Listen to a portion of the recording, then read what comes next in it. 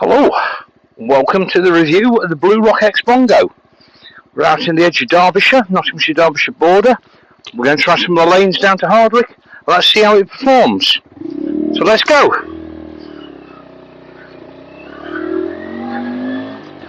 Got a lovely exhaust note on this bike. Full stainless steel system. One of the big advantages of it, you don't need to go and buy an aftermarket exhaust. So we're up into third gear. It's a little bit bumpy up here.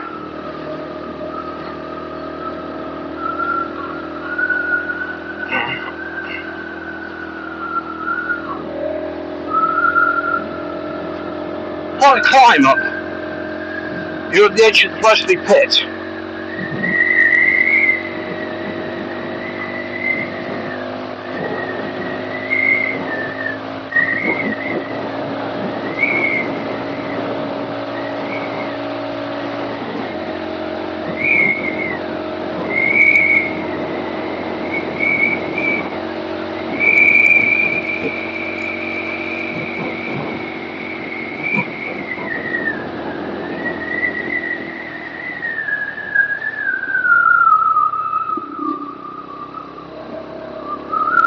And this is one thing I was really quite surprised with on the tyres on this.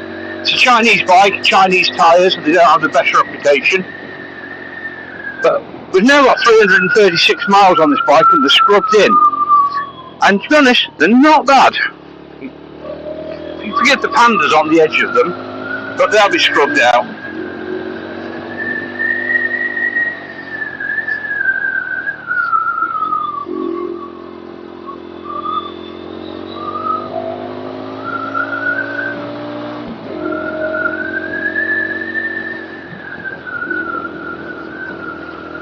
I think this is really where this bike's, at its best.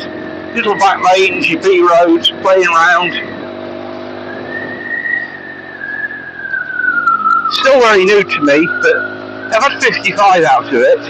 And to be honest, you don't really need to go that much faster. Only 4 gears on the Bluroc, but it pulls beautifully. It seems to have a lot more mid-end torque than the Honda. Now, I know people will actually say to you, the first thing they'll say is, one, it's Chinese, and 2, it's only got 4 gears. Well, I've got, the Honda, I've got the 5-speed Monkey, and to be honest, as soon as you hit any kind of resistance, you're dropping down the box. You've lost the mid-end torque. The gearing on this bike is spot on. Really nippy. Feels a lot faster than you're actually going, to be honest.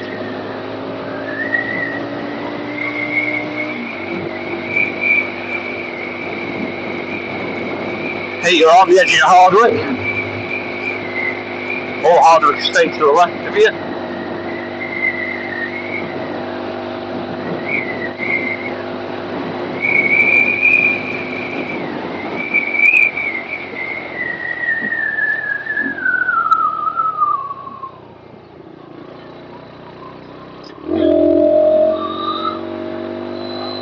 Not a lot of traffic on these lanes, but you just have to be a little careful sometimes. Bit of gravel every now and again.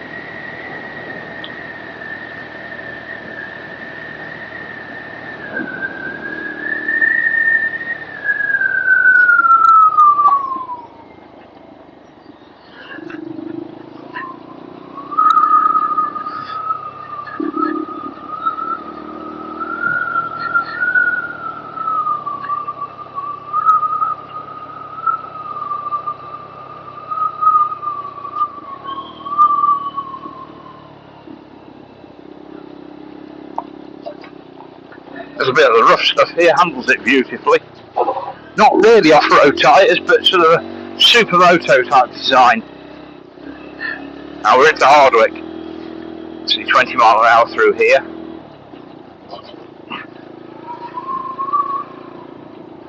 Suspension's pretty good on this bike. You've got adjustable rear shocks. Nice heavy duty upside down forks at the front.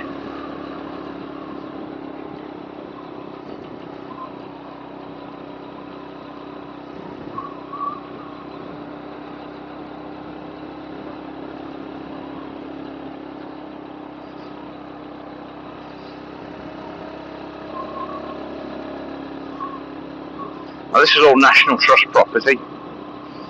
Beautiful place right on my doorstep. Lovely place to come. To the right you'll see the M1.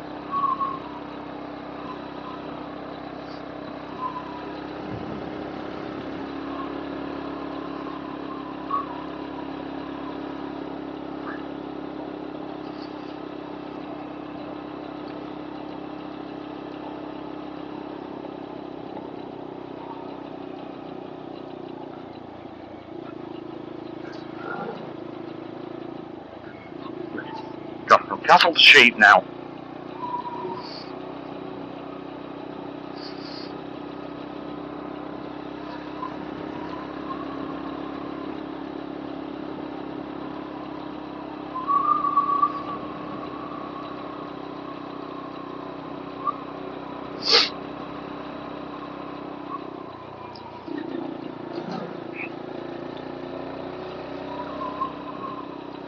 You see quite a climb we're making here.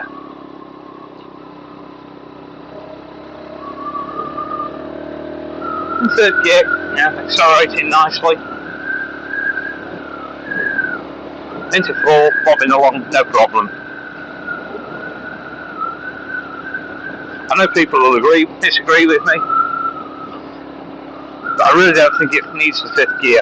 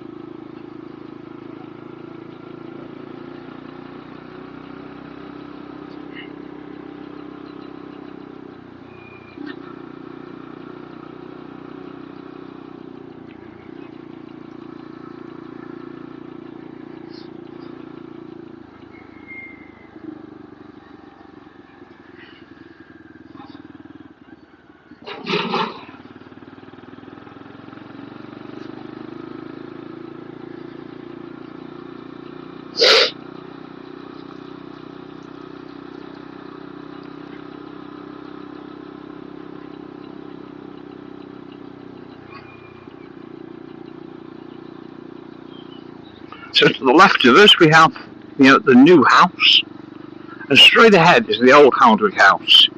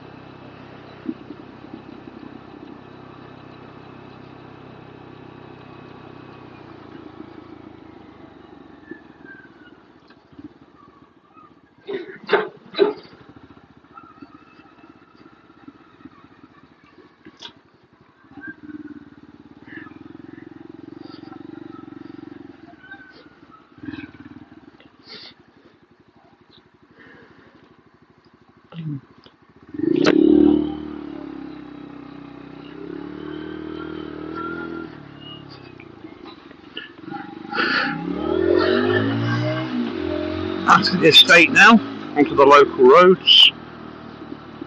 Give it a little bit of a blast.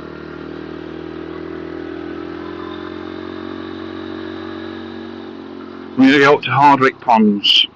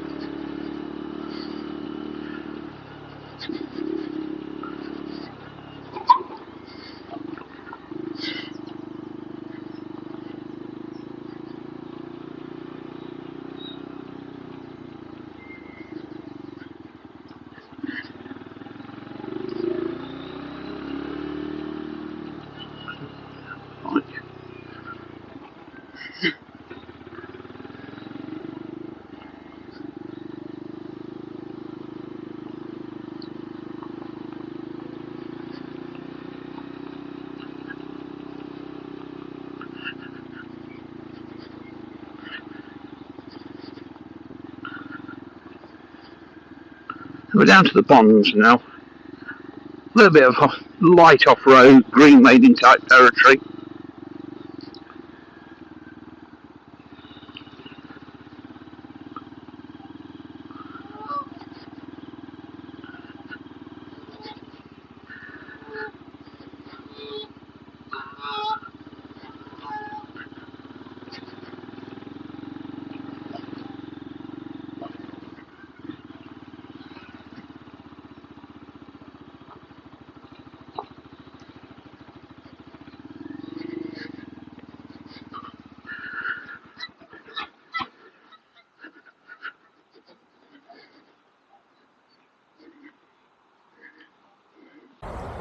Here we're down at Hardwick Ponds with the Bluroc now. So let's have a closer look at the bike itself. Available in two colours, the matte silver and the matte black, with the martini stripes. Bluroc seem to be using the black more in their advertising. I think the silver, in my opinion, is the classier colour. Looking at the bike, nice airbox intake there. Stainless steel pipe right the way through. Nice tidy little trim panel, just hidden behind the exhaust. Alloy swing arm. A 130/80/12 rear tyre and a 120/80/12 front tyre.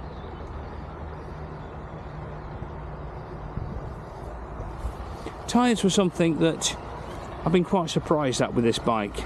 They've been pretty good once they were scrubbed in. They've got like a supermoto type, more biased towards the road. Look at the size of the chain. I think it's a 428. Pillion seat.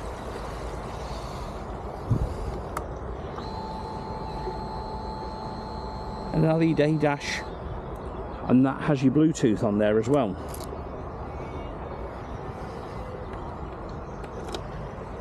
Taking the seat off, you'll see the components of the ABS module, battery, and there you have your fuses and relays and OBD2 port.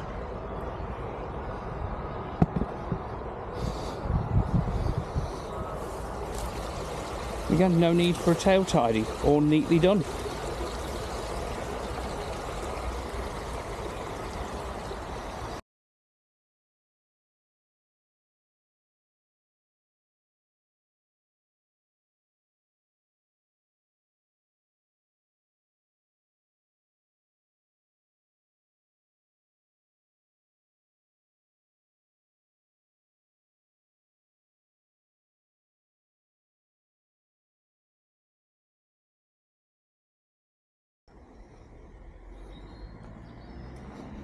So we've ended up here at Plesley Pit. This was the last working steam pit. It's now a museum and a country park. It's our journey's end. So what are the overall impressions of the Bluroc? Well, fantastic, to be honest. Great gearbox, nice gearing, handles well, tips into the bends beautifully, and fantastic value for money. It's taken a classic and reinvented it with a few improvements. I can wholeheartedly recommend this bike. I don't think you'd be disappointed. Yes, there's points that, you know, there's cost savings. You don't get chrome mudguards. You don't get a fancy badge. But what do you want for 2,399? Definitely worth consideration when you look what the alternative is at nearly twice the price.